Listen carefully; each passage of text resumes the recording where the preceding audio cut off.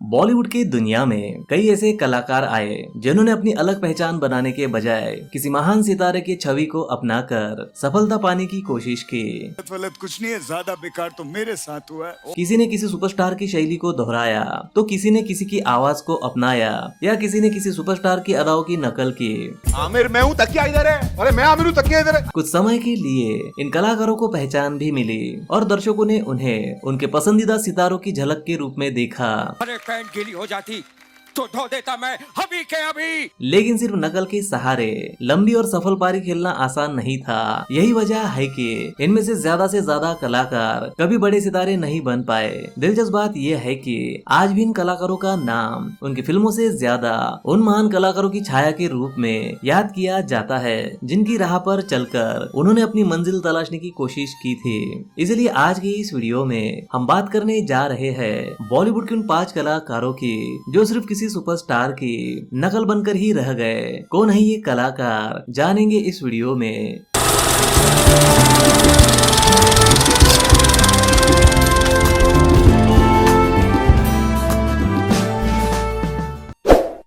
सत्तर के दशक में हिंदी सिनेमा में एक ऐसा बाल कलाकार उभरा था जिसकी प्रतिभा और कॉमिक टाइमिंग ने दर्शकों का दिल जीत लिया था और ये कलाकार थे जूनियर महमूद जी। हम काले हैं तो क्या हुआ, दिल वाले हैं हम, तेरे तेरे तेरे चाहने वाले हैं। उनका असली नाम नईम सैयद था, लेकिन फिल्म इंडस्ट्री में उन्हें जो पहचान मिली थी वो उनके नाम से नहीं बल्कि दिग्गज कॉमेडियन महमूद जी से जुड़ी हुई थी। कहा जाता है कि छोटी उम्र में ही उनकी अदाकारी और हास्य शैली से प्रभावित होकर महमूद साहब ने उन्हें जूनियर महमूद का नाम दिया था। इसके बाद यही नाम उनकी पहचान बन गया। नाम दिया था मनसब अली, यहाँ पहुँच के हो गया हूँ महमूद अली। दर्शकों को उनमें महमूद साहब की झलक दिखाई देती थी और फिल्म निर्माताओं ने भी उन्हें उसी छवि के साथ प्रेजेंट करना शुरू कर दिया था।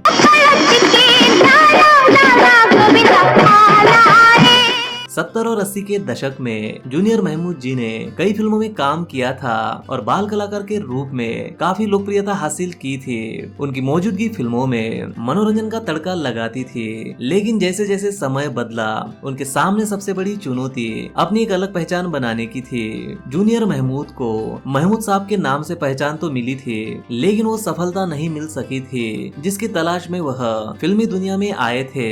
दर्शक उन्हें अक्सर महमूद साहब की छाया के रूप में देखते रहे।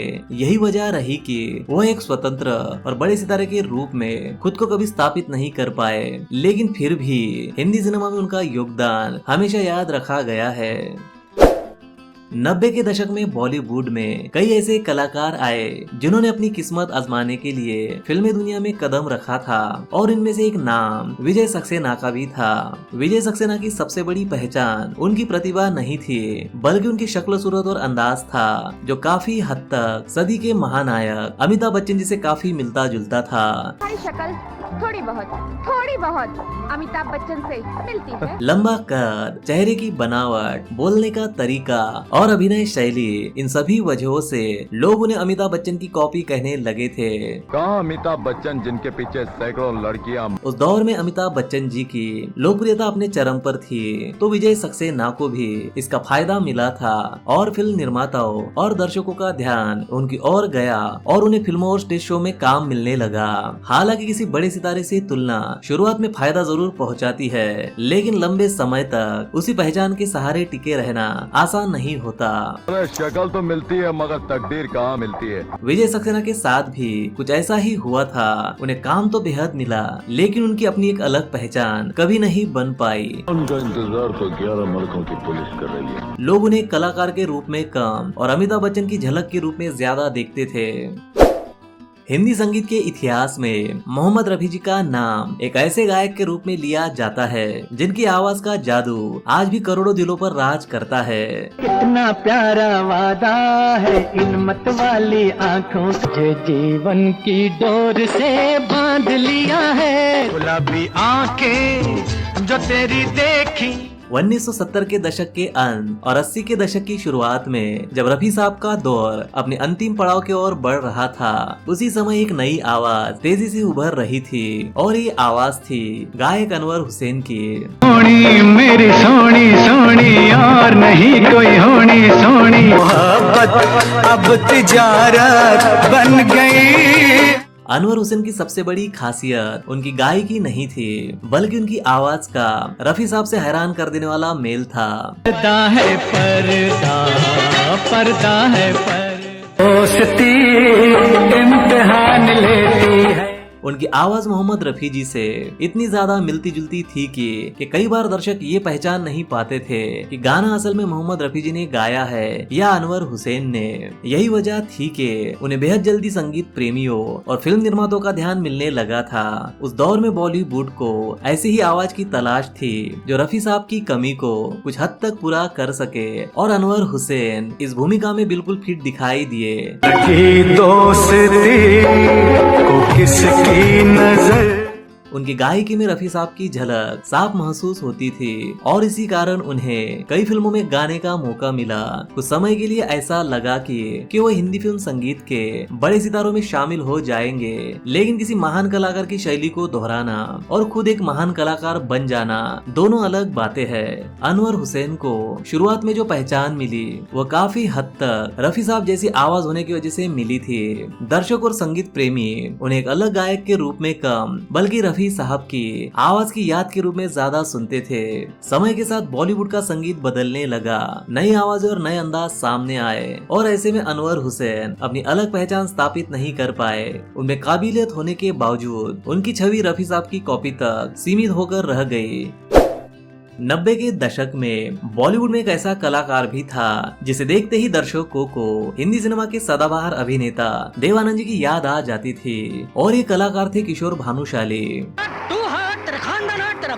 उनकी बोलने की शैली, चेहरे के हाव भाव, चलने का अंदाज और संवाद बोलने का तरीका इतना ज्यादा देवानंद जी से मिलता जुलता था कि लोग उन्हें देवानंद का डुप्लीकेट कहकर बुलाने लगे थे। किस उल्लू के पट्टे को आप पकड़ के लाए थे? अपनी तरफ से डायलॉग ऐड कर। किशोर भानुशाली ने अपनी इसी खासियत के दम पर फिल्म इंडस्ट्री में पहचान बनाई थी, और उस दौर में उनकी कॉमिक प्रेजेंटेशन और देवानंद जी की मजेदार नकल दर्शकों को खूब पसंद आती थी। सुंदरलाल, मैंने तुम्हें देखा, तुम्हारा बंगला देखा, तुम्हारी हैसियत देखी, अब देर किस बात की, लड़की दिखा। फिल्मों, स्टेज शो और टीवी कार्यक्रमों में उन्हें लगातार काम मिलने लगा था। कई निर्माता और डायरेक्टर उन्हें इसीलिए अपनी फिल्मों में लेते थे क्योंकि उनकी मौजूदगी दर्शकों के लिए मनोरंजन का एक अलग आकर्षण बन जाती थी। एक शॉट के लिए आया था, मेरा पूरा सत्यानाश कर दिया इसने, मेरा पूरा मार्केट खराब कर दिया। लेकिन यही पहचान धीरे धीरे उनकी सबसे बड़ी चुनौती बन गई। लोग किशोर भानुशाली को एक कलाकार के रूप में कम और देवानंद जी की छवि के रूप में ज्यादा देखने लगे थे। उनकी अपनी प्रतिभा और मेहनत अक्सर उस तुलना के पीछे छिप जाती थी जो हर समय उनके और देवानंद जी के बीच की जाती थी। फिल्म इंडस्ट्री में शुरुआत में यह समानता उनके लिए वरदान साबित हुई थी। उन्हें काम मिला, लोकप्रियता मिली और दर्शकों का प्यार भी मिला, लेकिन समय के साथ वह अपनी अलग पहचान नहीं बना सके जो उन्हें केवल किशोर भानुशाली के नाम से स्थापित कर पाती। उनकी छवि हमेशा देवानंद जी की नकल करने वाले कलाकार की ही बनी रही।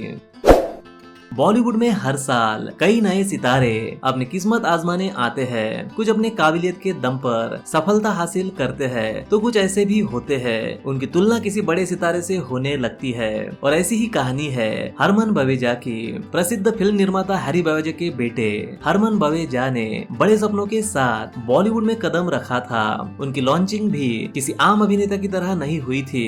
बड़े बजट की फिल्मों, शानदार प्रचार और इंडस्ट्री के मजबूत सपोर्ट के साथ उन्हें संभावित सुपरस्टार के रूप में पेश किया गया था। लेकिन जैसे ही हरमन पर्दे पर आए तो दर्शकों का ध्यान उनकी फिल्मों से ज्यादा उनकी शक्ल, सूरत और स्टाइल पर गया था। कौन मैन, व्हाट्स अप? हमारा नाम सना है। यस, तुम यहाँ रहती हो? यस, तुम करण के साथ घूमने जाओगी? क्योंकि कई लोगों को उनमें ऋतिक रोशन की झलक दिखाई देने लगी थी। उनका dance, hair style, screen presence और कुछ हद तक अभिनय शैली भी ऋतिक रोशन से मिलती जुलती मानी गई थी। और देखते ही देखते हरमन बवेजा को ऋतिक रोशन की कॉपी कहा जाने लगा था। शुरुआत में ये तुलना उनके लिए चर्चा का विषय बनी। लोगों के बीच उनका नाम तेजी से पहुंचा और उनकी फिल्मों को भी खूब ध्यान मिला। लेकिन समय के साथ यही तुलना उनकी सबसे बड़ी समस्या बन गई। दर्शक उन्हें हरमन बवेजा के रूप में स्वीकार करने की बजाय लगातार ऋतिक रोशन से तुलना करते रहे।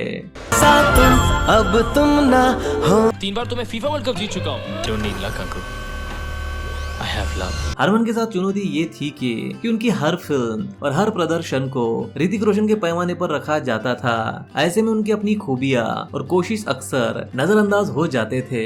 हालांकि हरमन बवेजा ने कई फिल्मों में काम किया और खुद को साबित करने की कोशिश भी की, लेकिन वो दर्शकों के बीच एक अलग अभिनेता के रूप में मजबूत पहचान बनाने में सफल नहीं हो सके। आज भी जब उनका नाम लिया जाता है तो उनकी फिल्मों से पहले अक्सर ऋतिक रोशन से उनकी समानता की चर्चा होती है। तो ये थे वो 5 कलाकार जो किसी सुपरस्टार की छवि बनकर रह गए। अगर इस लिस्ट में किसी कलाकार का नाम छूट गया हो तो कमेंट बॉक्स में उस कलाकार का नाम जरूर लिखे। वीडियो को लाइक, कमेंट और शेयर जरूर करें ताकि हम आपके लिए सिनेमा से जुड़ी ऐसी वीडियो ला सके। तो मिलते हैं अगली वीडियो में, तब तक के लिए बाय और टेक केयर।